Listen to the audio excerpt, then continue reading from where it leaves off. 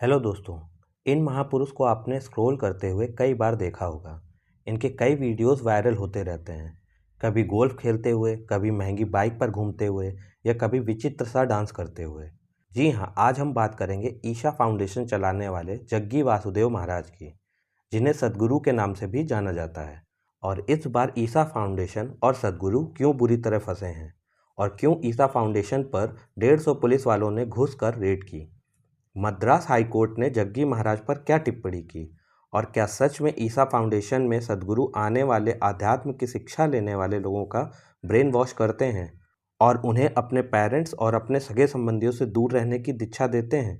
सब कुछ जानेंगे हम आज इस वीडियो में। नमस्कार दोस्तों, मेरा नाम है अंकित और आपका स्वागत है स्टडी विद अंकित में। तमिलनाडु के कोयम्बटूर में ईशा फाउंडेशन का आश्रम है। इस ईशा फाउंडेशन की नींव और उसके कर्ता धर्ता सब कुछ जग्गी वासुदेव हैं। ईशा फाउंडेशन का ये मात्र एक आश्रम नहीं है, बल्कि देश विदेश में कई आश्रम हैं और समय समय पर ये शिविर भी आयोजित करते रहते हैं, जहां हजारों की तादाद में लोग आते हैं। यहीं से शुरू होती है पूरी घटना की। जब ये शिविर आयोजित होते हैं तो कई अनुयायी यहाँ आकर सद्गुरु को सुनते हैं और अपने आप को ईशा फाउंडेशन से जोड़ते हैं और फिर ये अनुयायी अलग अलग काम ईशा फाउंडेशन के लिए करते रहते हैं।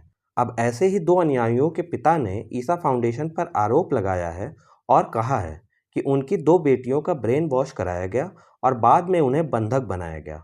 पिता का नाम है एस कामराज, जो तमिलनाडु के एग्रीकल्चरल यूनिवर्सिटी से रिटायर हैं। उनकी केवल दो ही बेटियां हैं और दोनों ही बेटियां घर छोड़कर ईशा फाउंडेशन से जुड़ी हुई हैं।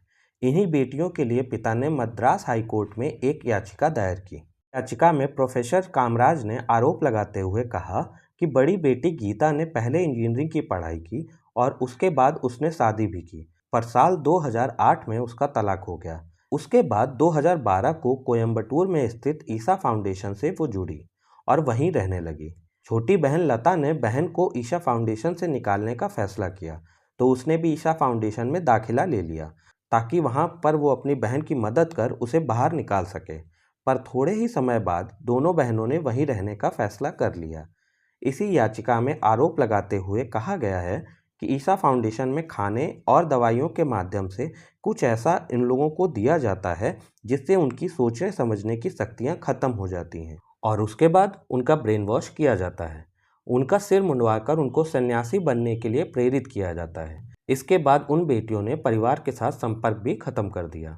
इसके बाद भी उनके माता पिता बताते हैं कि अगर मैं हर महीने उनसे मिलने जाता हूँ तो भी वे मुझसे नहीं मिलती हैं। वो 6 महीने में केवल एक बार मुझसे मिलती हैं और कहती हैं, नमस्कार, आप मुझे यहाँ देखने आए थे, आपने मुझे देख लिया, अब आप यहाँ से जा सकते हैं।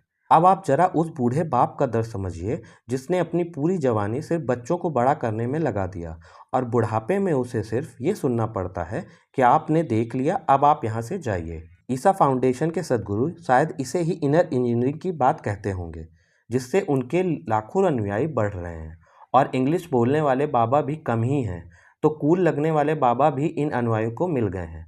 इनर इंजीनियरिंग पर सद्गुरु बहुत लेक्चर देते हैं, पर उस लेक्चर में क्या कहीं वो अपने से जुड़े लोगों को भावनाओं की इज्जत करना भी सिखाते हैं, या वो सिखाना ही भूल गए?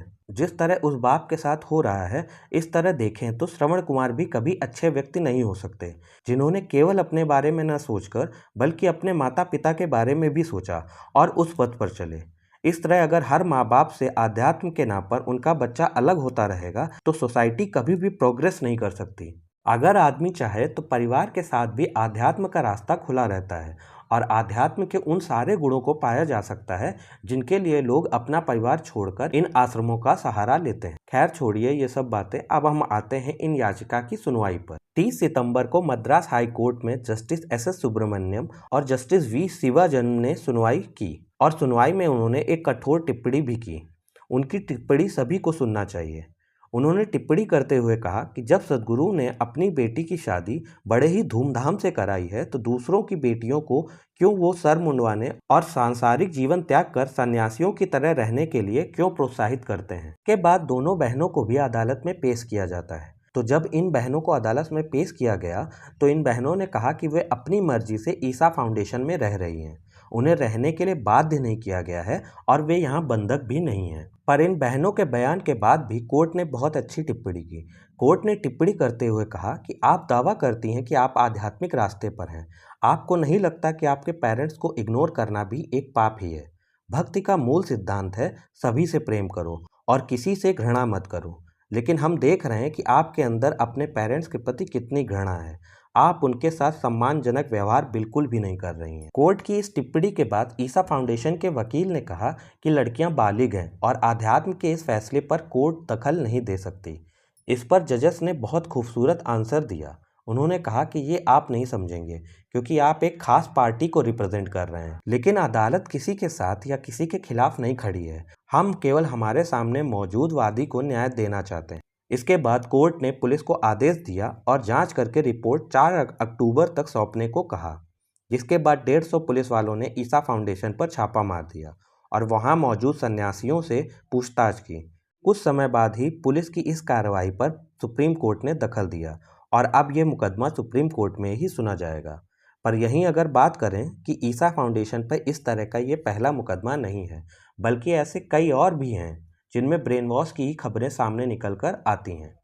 साल 2016 में ही तूतीकोरन की रहने वाली तमिल सेल्वी ने जिलाधिकारी के सामने याचिका दायर की थी कि उनके इंजीनियर बेटे रमेश को भी ब्रेन वॉश करके संन्यास लेने के लिए उकसाया गया और बाद में वो सन्यासी बन गया। इन आरोपों पर तब भी कोई गहन जांच नहीं हुई थी और ना ही कोई उपयुक्त कार्रवाई हुई थी। पर अब उम्मीद है कि इस केस को उपयुक्त जांच होगी और माननीय न्यायालय इसमें अपने विवेक के साथ बेहतर आदेश देगा, जिससे इसकी सच्चाई का खुलासा हो पाएगा। धन्यवाद। जय हिंद। आपको आज की जानकारी कैसी लगी कमेंट करके हमें ज़रूर बताइएगा। वीडियो पसंद आई हो तो लाइक कर दीजिएगा और मेरे चैनल को सब्सक्राइब कर लीजिएगा। मैं आपके लिए ऐसे ही इंफॉर्मेटिव कंटेंट लाता रहूँगा। धन्यवाद।